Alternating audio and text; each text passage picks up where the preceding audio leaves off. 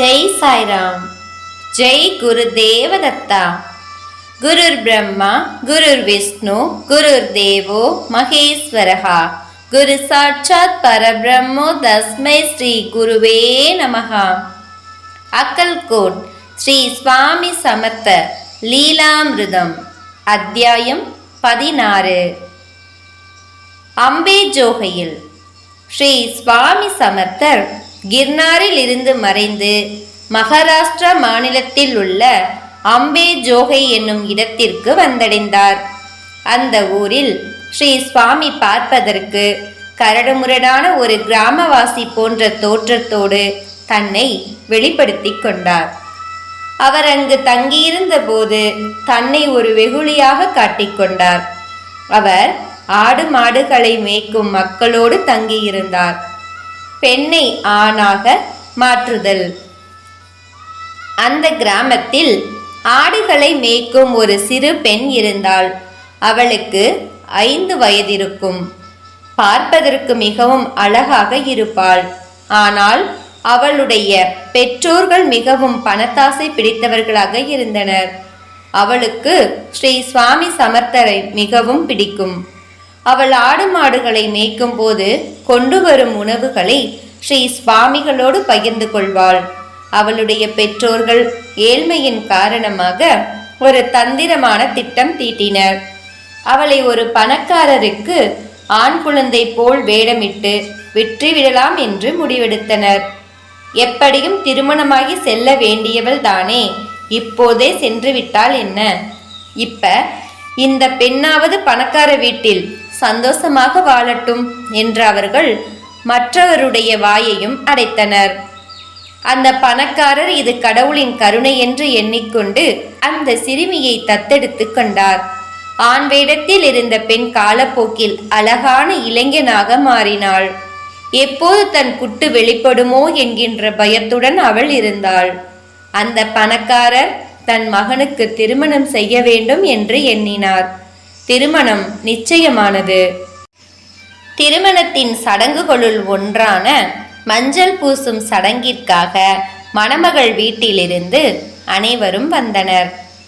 அப்போது அவர்கள் மாப்பிள்ளை பெண்ணென்று கண்டுபிடித்து விட்டனர். பிரச்சனை அதிகமானது. பணக்காரருக்கு விஷயம் தெரிந்து மன்னரிடம் புகார் அளித்தார். விவசாயி அவரை ஏமாற்றி விட்டதாக கூறினார். மன்னர் ஏதுமறியா அப்பெண்ணை கொல்ல வேண்டும் என்று தீர்ப்பளித்தார். சிப்பந்திகள் அந்த தீர்ப்பை நிறைவேற்றுவதற்காக அவளை மலைக்கு கொண்டு சென்றனர். அவள் தாங்க முடியாத வேதனையில் ஸ்ரீ சுவாமி சமர்த்தரை மனதுருகி தன்னை காப்பாற்றுமாறு பிரார்த்தனை செய்தாள். அவள் மலையில் உள்ள மாமரத்தின் கீழ் அமர்ந்திருக்கும் தன் தாத்தாவை தரிசனம் செய்ய அனுமதிக்குமாறு கேட்டுக்கொண்டே இருந்தாள்.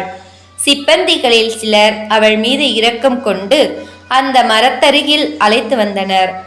அவள் ஸ்ரீ சுவாமிகளுக்கு அருகில் சென்று, தாத்தா, என்னை காப்பாற்றுங்கள், நான் உங்கள் ஜாதி பெண்தானே, என்னை இவர்கள் கொல்ல பார்க்கிறார்கள் என்று கதறியவாறே அவர் பாதங்களை பிடித்து கொண்டாள். அந்த ஏழை பெண்ணின் வேண்டுதலை செவிமடுத்து ஸ்ரீ சுவாமிகள் அவளை அழைத்து தனதருகில் அமர்த்தி கொண்டார்.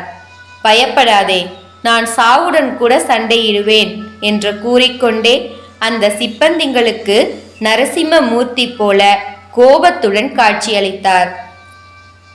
அவர் அவர்களிடம், அந்த பணக்காரனும் மன்னனும் உடனடியாக இங்கு வர வேண்டும், இல்லையேல் உங்கள் அனைவரையும் எரித்து சாம்பலாக்கி விடுவேன் என்று கர்ஜனை செய்தார். உடனே அவர்கள் ஓடி சென்று இருவரையும் அழைத்து வந்தனர். அவர்கள் இருவரும் நடந்ததை கேள்விப்பட்டு நடுங்கிக் கொண்டே நின்று கொண்டிருந்தனர். ஸ்ரீ சுவாமி அவர்களை பார்த்து, நன்றாக பாருங்கள், இது ஆணா அல்லது பெண்ணா என்று கேட்டார். அனைவரின் ஆச்சரியத்திற்கும் இணங்க அங்கு பெண்ணுக்கு பதிலாக ஒரு ஆண் நின்று கொண்டிருந்தான். உடனடியாக இவனுக்கு திருமண ஏற்பாடு செய்யுங்கள் என்று கூறினார். இந்த லீலையுடன் மகாபாரதத்தில் வரும் சிகண்டியின் கதையை நாம் ஒப்பிடலாம். ஸ்ரீ சுவாமிகள் நினைத்தால் அவரால் எதுவானாலும் செய்ய முடியும் என்பதை இந்த லீலையின் மூலம் நம்மால் உணர்ந்து கொள்ள முடிகிறது. அவரின் மீது அசாதாரணமான நம்பிக்கை வைத்து பிரார்த்தனை செய்தால் தன் பக்தனை அவர் எந்தவிதமான இக்கட்டான சூழ்நிலைகளில் இருந்தும் காப்பாற்றுவார் என்பது தெள்ள தெளிவாகிறது. பூரணமான பக்தியும் நம்பிக்கையும் இருந்தால் அனைத்தும் சாத்தியம். அவர் நம்மை 7 கடலுக்கும் அப்பால் எடுத்து செல்வார் என்பதில் எந்தவித ஐயமும் இல்லை. அங்கு கூடியிருந்தவர்கள் அனைவரும் ஸ்ரீ சுவாமியின் இந்த லீலையை பார்த்து ஸ்ரீ சுவாமி சமர்த்தருக்கு வெற்றி உண்டாகட்டும் என்று கோஷம் எழுப்பினர். ஜெய ஜெய ஸ்ரீ சுவாமி சமர்த். ஜெய் சாய்ராம். ஜெய் குரு தேவதத்தா. அனந்த கோடி பிரம்மாண்ட நாயக ராஜாதிராஜ யோகிராஜ பரபிரம்ம ஸ்ரீ சுவாமி சமர்த்த மகராஜ் கி ஜெய்.